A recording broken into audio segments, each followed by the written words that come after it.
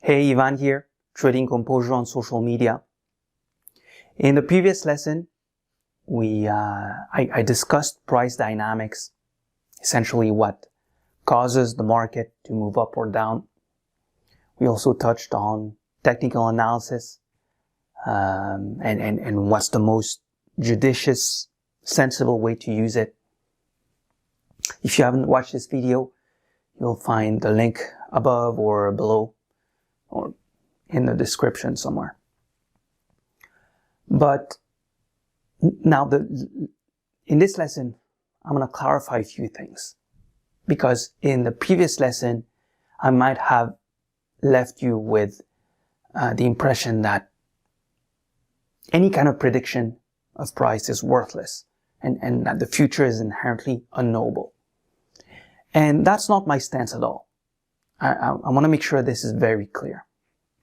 It's one thing to recognize the limits on predictability, and quite another to dismiss all predictions as futile. The reality of the matter is that a lot of things in life are, in fact, predictable, or more so. For instance, the sun will rise tomorrow. This is not an absolute certainty, but based on what we know about science and the laws that govern this universe, this is a very, very high probability, almost a certainty. Perhaps not a complete certainty, but definitely a scientific and statistical one. The same is true of tides, eclipses, and phases of the moon. All can be predicted with almost 100% accuracy from, again, the clock-like scientific laws that govern this universe. Here's another one. You won't win the lottery in your lifetime. Not a certainty, but highly unlikely. The lottery is a negative expectancy game. And your odds of winning the Mega Millions jackpot, for instance, are 1 in more than 300 million or so, from what I've read. And so having high expectations that you'll win the lottery someday is just, well, let's put it this way. It's just a poor allocation of your brain resources. What else? If I Google tomorrow's weather forecast for my region, very often the report will be reliable, but in some cases it won't, because we're dealing with rapidly changing variables, known and unknown variables. And so, I mean, you get the point by now. Everything about our lives is a play of probabilities. At the macro level, at the micro level, the future exists on a probability spectrum. And there are no certainties in life. None whatsoever. Philosophically speaking, of course. There are only probabilities. What's likely, what's unlikely, causes and effects, some obvious, others inscrutable, but all leading to outcomes, themselves affecting other causes, other effects, leading to other outcomes. I mean, life's a giant play of, life's a giant deterministic, how would I call that? Life's a giant deterministic maze, I guess. Life's a giant deterministic meandering. That's better. It's funny, you might have heard the saying that there are no certainties in life, except death and taxes. That's a fun little saying, but here too, no certainties exist. If, let's say, we assign a non-zero probability to the invention of technologies that allow us to upload the contents of our brain into a sort of cloud computing network, or in the case of taxes, the emergence of a future society so public spirited and prosperous that the state can be funded via public charitable donations. I mean, those are real possibilities. That's why, philosophically speaking, certainty doesn't exist. The universe we live in doesn't allow for it. Its nature is endless possibilities. Now, what's probable? What's likely? This is where the rubber meets the road. Because something something can be possible, okay, but highly unlikely. Okay? We live in a world where predictability and unpredictability coexist. And they coexist uneasily in this complex soup of interlocking causes and effects that make up our bodies, our societies, the weather, the cosmos, and of course, in our case, the market. It's important to understand that how predictable something is depends on a couple of things. One, what are we trying to predict? Number two, its unique characteristics. Three, how far into the future we're looking. And four, under what circumstances. Weather forecasts, for example, are typically quite reliable under most conditions, looking 1 or 2 days ahead. But they become increasingly less accurate 3, 4, and 5 days out. Much beyond that, might as well flip a coin, So we can't say that the weather is predictable or not, only that the weather is predictable to some extent, under some conditions. And we must be very careful when we try to be more precise than that. And it's basically the same thing with markets. Markets are predictable to some extent, under some conditions. And here it seems to be that longer term time frames are more predictable than shorter term ones, because they take more time to unfold. And global macro forces tend to shape their range and overall direction. I'm talking about secular trends here, and to some extent cyclical ones as well.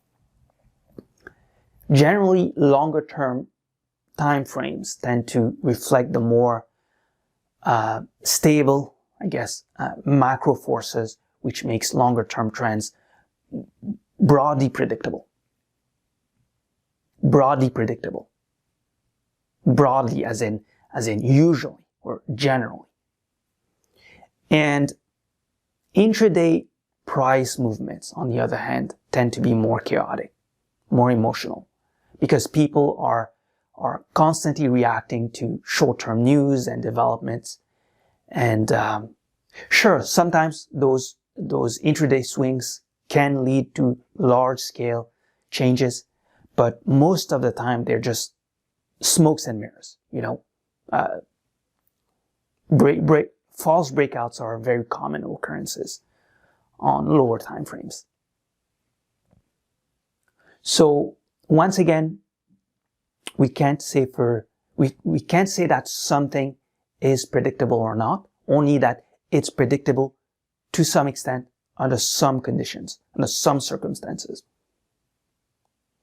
Now, the difficulty for us traders when trying to predict the market is the timing aspect of it. It's trying to pinpoint low risk entries within generally a broader secular or even cyclical trend. This is the difficulty. And this is what most trading gurus and holy grail trading systems purport to do with uncanny accuracy. Here are my views on this. I often express my thoughts, my thorough appreciation of uncertainty through my blog posts and social media posts. But I'm not one of those nihilists, or know-nothing populists that think that the future is inherently unpredictable. But I'm also not one of those people that think and act like the future is completely predictable. I like to think of myself, I guess, as more of a sensible thinker on the topic. I think there's plenty of room to stake out a reasonable position between these two extremes. There are lots of peddlers of bullshit out there. I've seen a lot in my almost 20 years of being in the market. People will often advertise their winning trades only. Others will even go as far as using dedicated servers to make losing trades disappear, literally disappear on their trading statements, thereby creating the illusion of consistency and uncanny foresight for the sake of I guess social media clout and whatnot. I mean, there are some really shady characters out there engaging in shady practices. But there's also a small subset of people that can truly predict the market with a level of accuracy that would make even the most skeptics among us scratch their heads. In fact, a client of mine, an ex-Deutsche Bank trader who turned retail trader about a few years ago, he has a historical win rate going back 10 years, I believe, of at least 75%, if my memory serves me right, with an average risk-reward ratio of 1:5, mind you. I don't know if you're fully grasping how magnanimous this is. 70% win rate, risk-reward ratio of 1:5. I mean, personally, in one of my trading accounts, I trade a system based on a weekly chart, weekly time frame. My historical win rate oscillates between 30, 35%, 40%, depending on the current market conditions, with an average risk reward of 1-3. Okay, so in this guy's case, we're talking about some next level market timing. And guess what? That guy makes a lot of money. He makes a boatload of money. Okay? But also guess what? He works very hard for that. Okay? The guy is not on Twitter sharing charts or trades and chit-chatting right and left. Alright? He doesn't have time for that. He's got several screens he looks at. He's constantly analyzing the market night and day, looking for price discrepancies, tracking every piece of news, stalking order flows. He's also in constant contact with his buddies on the NYSE floor and elsewhere in major FIs. And he's just constantly recording his thoughts, recording his views, updating his beliefs, and fine-tuning his trading psychology, which is why he sought out my help. There are not a lot of these so-called super traders, because getting to this level requires real sincere dedication, right? It requires, it's hard work, right? You have to sacrifice a lot, and most people just aren't willing to or even ready to put in that kind of work into developing such forecasting skills. Also, these super traders, they're not gonna hang out on Twitter, They just don't have the time for that. Most of the time they stay incognito, They fly under the radar. And one of the reasons why they do, why you don't hear about them in the moment. You only hear about them after the fact through books or the news or interviews or whatnot, when they've already milked millions and billions from the market, is because well, look, these people have a real edge. They have a real massive edge in the market. Okay? And an edge like that, while it's still working, if you know what you have, and if you understand the discounting nature of the market, you would want to naturally keep it for yourself, I mean, it doesn't make sense to want to share that with the world, because the moment you do that, the moment you start sharing it, it stops working. Because remember, the market is a discounting mechanism. It's what Yuval Noah Harari calls a level 2 chaotic system in his best-selling book, Sapiens. I discussed this more thoroughly in the previous lesson, by the way. So, I mean, why would you want to do that? Why would you want to share what's working for you consistently when the market's just going to stop responding to it in the moment? The moment you start sharing it. Okay? No one in their right mind would want to do that. Look, foresight is real, okay? And some people like my client, they have it in spades. They aren't gurus or oracles who can predict with 100% accuracy, but they do have a real measurable skill at judging how high stakes events are likely to unfold in a few hours or days or even weeks, with a level of accuracy that's statistically much better than a random coin flip. And what makes these super forecasters so good isn't so much who they are, it's what they do, and in most cases it's the information they have, and in some cases it's the contact they have as well. It's also the product of a very particular way of thinking, of gathering information, of connecting dots, of cross-examining information, of updating beliefs. These habits of thought and action, they can be learned and cultivated by any thoughtful and determined person.